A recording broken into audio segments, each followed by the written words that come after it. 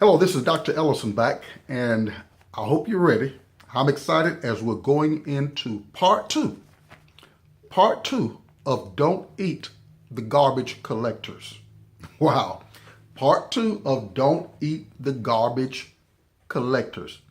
There are animals described in the book of Leviticus, chapter 11, the book of Deuteronomy, chapter 14, that God told us as a human race. It was to Israel first, but then it was to the rest of the world. Don't eat these items. And we're eating them. I mean, we're going to restaurants and paying to have a dressed up garbage collector put on our plate with all the spices, the salts and the vinegar and whatever it is that they utilize to prepare the garbage collectors of society, of nature, for people's eatings. Now, I know that this is controversial. It was controversial to me when I began to look into the truth of what was in the Bible that I believe, and trusting that what God put in the Bible, or had put in the Bible, was for my well-being spiritually, mentally, relationally, and physically. Financially too, of course, and physically. If I'm going to trust some of it, I need to be looking at trusting all of it. Doesn't that make sense? Because whatever God put in his word was for my well-being, for your well-being. You can't let anybody talk you away from that. Now, we got Christians who don't want to believe that. I understand. I was one of them myself until God got through this head, and got his word into my heart. You're violating my word. And eventually a violation of the word is going to lead to a problem. So just because Christians are eating the pig, the shrimp, the lobster, the crab, rabbit, squirrels. I used to love those things too. Man, we used to dress them up, fry them, hot sauce, vinegar on them. But I was eating something that the Bible calls. I didn't call it. I didn't write the Bible. God calls it an abomination, something that's obscene, a disgust, something that's disgraceful for you to put in his temple that he designed. All right. Now, I know some of you are probably squirming and talking about this.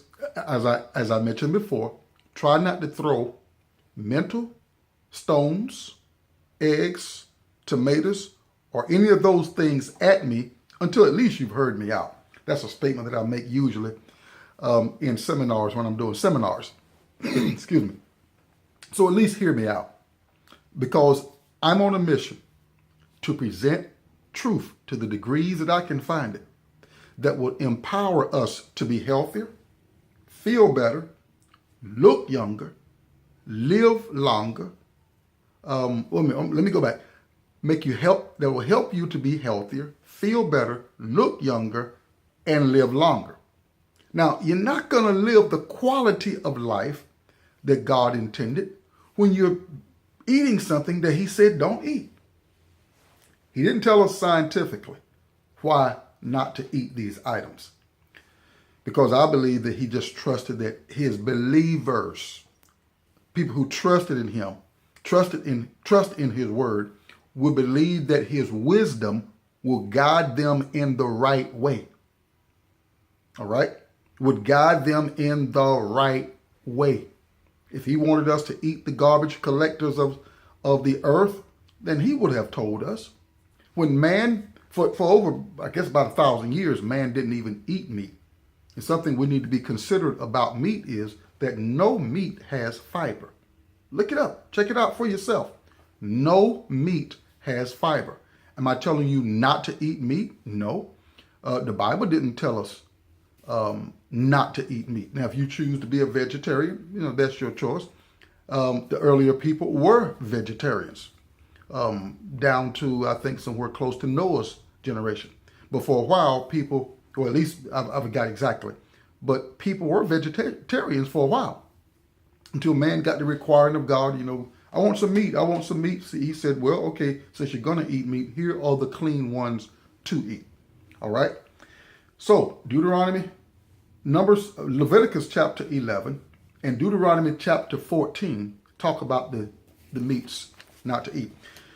Now, let's look at we're going to look at some of what the World Book, we're going to start out talking about the World Book Encyclopedia, 1995, backs up, or from a research standpoint of view, talks about those food items that God said, don't eat those.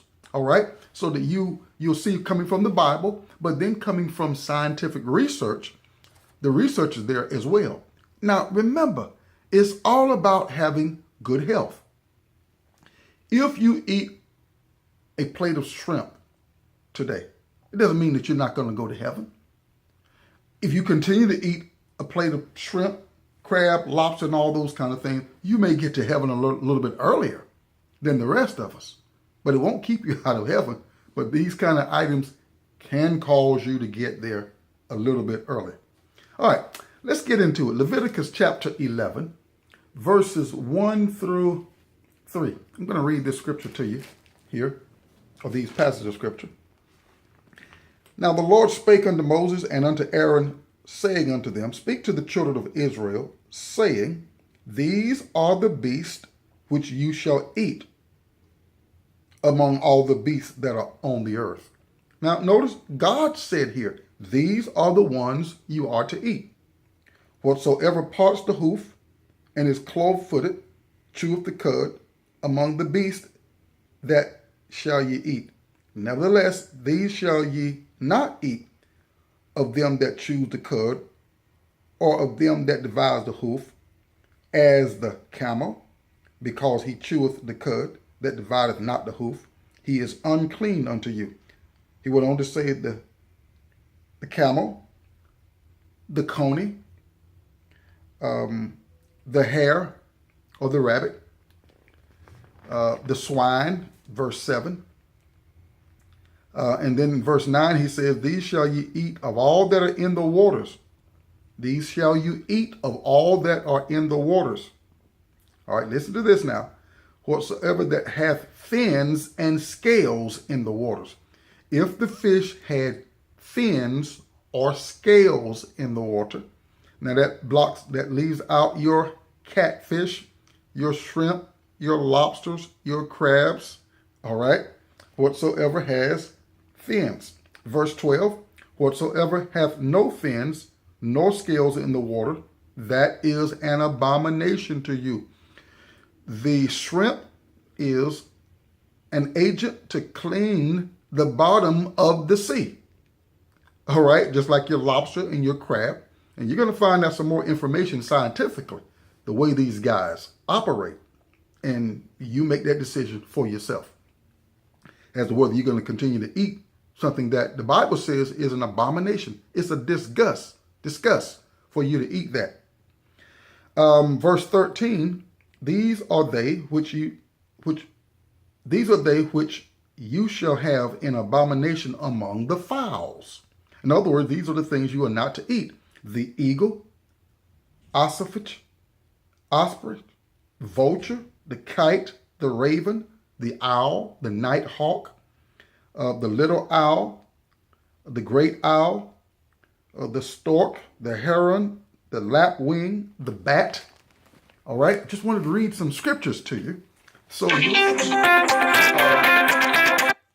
you'll see that I'm not just making this up, that is literally in the Bible. All right.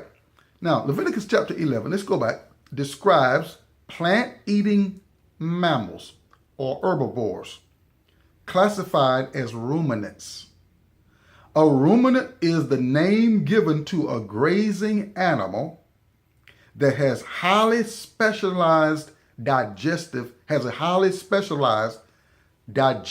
system. All right, let me say that again. A ruminant is the name given to a grazing animal that has a highly specialized digestive system that splits the hoof. Now, I just quoted something to you from the World Book Encyclopedia, 1995. These animals, the World Book went on to say, these animals have 4 chambered stomachs that convert grasses that are edible to humans and other animals. These animals, they convert the grasses into nutritious, high quality protein products, all right, that people can eat and can then use, of course, for food. Those are the ruminants, the herbivores. Examples of such clean animals, the World Book Encyclopedia, since some of you want the scientific research. Some of the examples of these animals would be all cattle, sheep, goats, deer, bison, moose, antelope, gazelles, caribou, and giraffes, according to the World Book Encyclopedia. They are all herbivores that obtain their food by grazing or browsing on grasses and other plants. Let me go back over some of those that are in that list again. I can feel some of you. Oh, this is funny because I know I can feel some of your responses. I was there. I've been there. I remember that.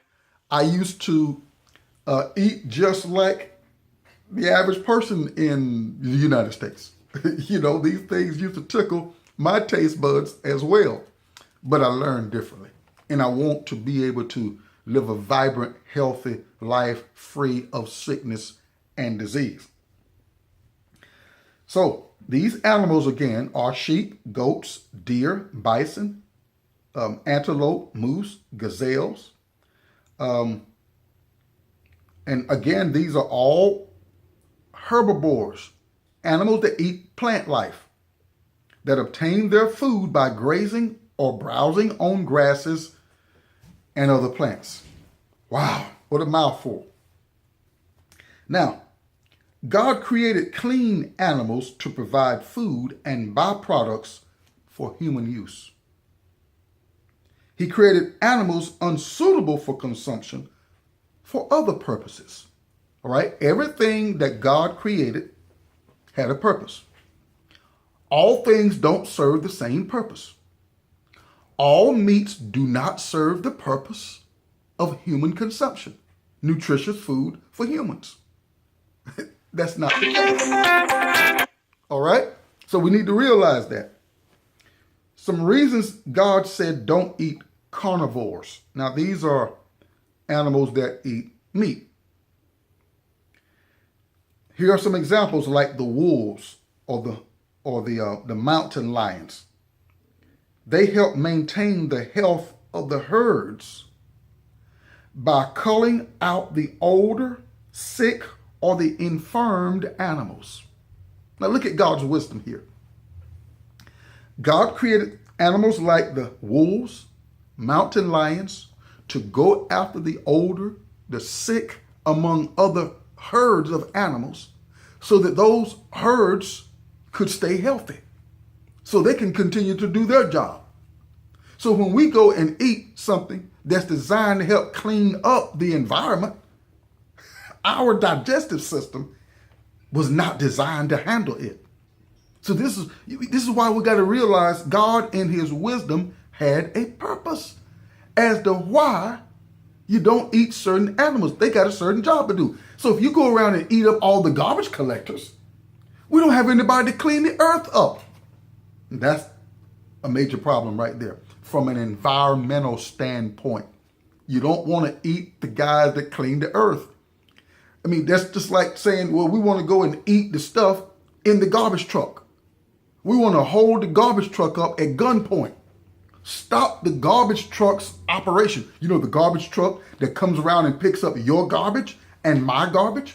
So when we're going to arrest or hold at bay the garbage truck, then the garbage truck, the garbage people, they can't do the job. Now, for them to be stopped at their ability to do their job, you think about what it's going to do in your house or in your community. when the trash is backed up in the community, or you don't take the trash out of your house, or you don't flush the stool in your house either. You can't tell me that that's not going to have a major impact on your health, on the environment, and people that's in your community. Oh, yeah, it is. So it's like that when we decide to eat up God's garbage collectors. Oh my God. I know this is painful to your routine, your normality, to the comfort zone of food items that you were raised on, that you've eaten much of your life. I know it's contradictory, but you do want the truth, right? You do accept as a believer, particularly if you are a believer in the Bible, you do want the truth of what God says, right? Because we're believers. And I'm not here to throw this down your throat, anything of that particular nature, but come on. We're not just having all of these sickness and diseases for nothing. I mean, it's not coincidental. Nothing happens by chance. There is no such thing as a coincidence in the Bible. No, the Bible says that the curse without a cause does not happen. So something is causing the problems that we're having today in our society. All right? And what I'm covering right now is one of the major causative factors of bad health in our society. So, reasons that God said don't eat carnivores. A second reason is reasons related to the ecology, economics, nutrition, and our public health. Again, reasons that are related to the ecology, the environment, the economics, the nutrition, and public health. Now, let's talk a little bit more about the pig. Still coming from the World Book Encyclopedia. Specifically mentioned as being unclean and not permitted as human food, according to Leviticus chapter 11, verse 7 and 8. You can check it out there for all the pig lovers. I know who I'm talking to.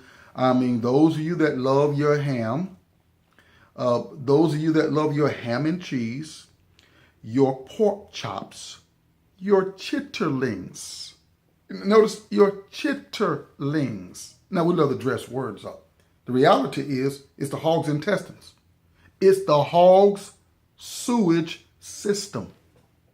For those that are still hooked on and still love chitterlings, you love the hog's sewage system.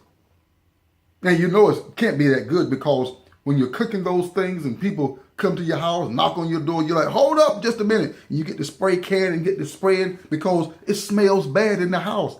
It's going to smell bad. Dear Lord, you are cooking the sewage system of the pig, of the hog. You expect it to smell like a bed of roses? It's not. You are cooking the sewage system. You are eating the sewage system of the hog. Oh my God. Oh my God. In the wild, swine are often nocturnal animals. The World Encyclopedia says now that root for food.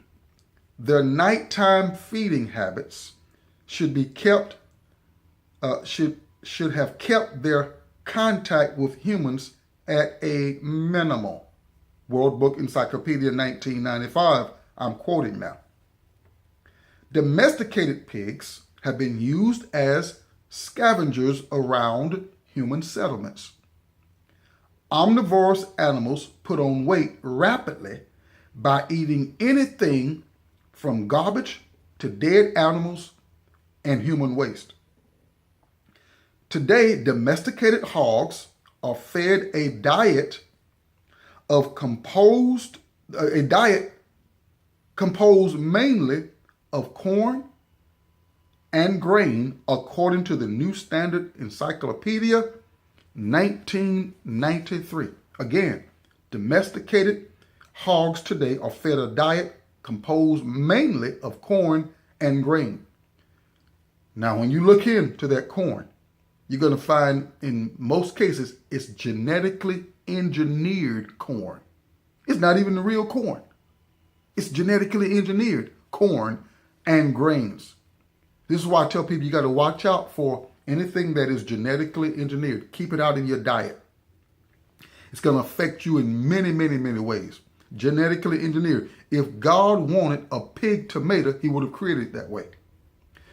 If God wanted a spider goat, he would have created it that way. What are you talking about, Dr. Ellison? I'm talking about items that have been genetically engineered. If he wanted you and I to eat a genetically engineered salmon, he would have created that.